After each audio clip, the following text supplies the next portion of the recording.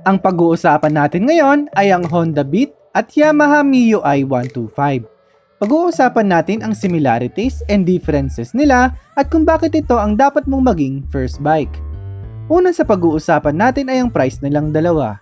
At pagdating sa presyo, itong dalawa ang ilan sa pinakasulit ngayon sa market. Ang Honda Beat ay nagkakahalaga ng about 67,400 pesos at ang MIUI naman ay about 72,400 pesos. Take note na ang price na nabanggit ko ay depende pa rin sa dealer na pupuntahan nyo.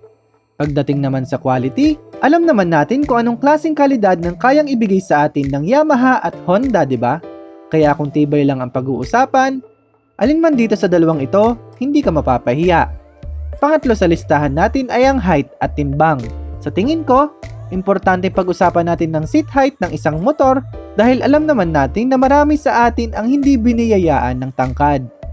Ang Honda Beat ay may seat height na 740mm, samantalang sa MIUI naman ay 750mm. Ganon din sa timbang ng motor na dapat natin bigyan ng pansin lalong-lalo na para sa mga baguhan.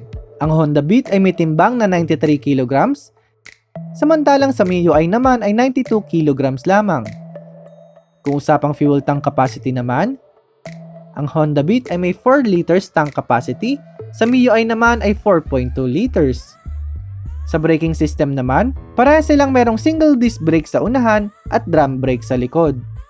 Punta naman tayo sa makina ng dalawang ito.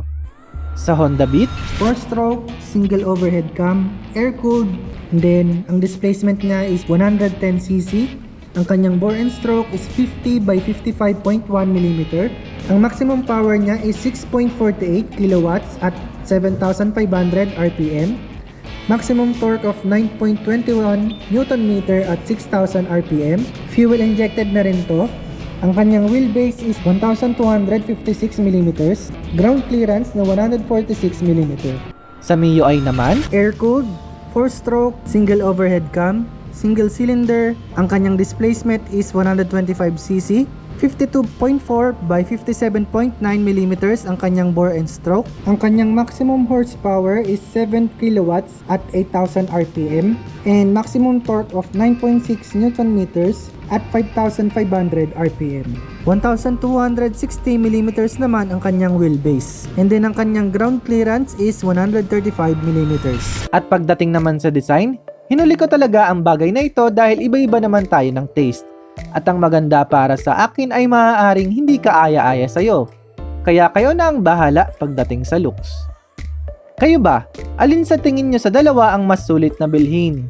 Honda Beat o MIUI? Comment nyo nga sa baba. So sana natulungan ko kayo na pumili sa dalawang motor na to. Inuulit ko, magmotor ka na.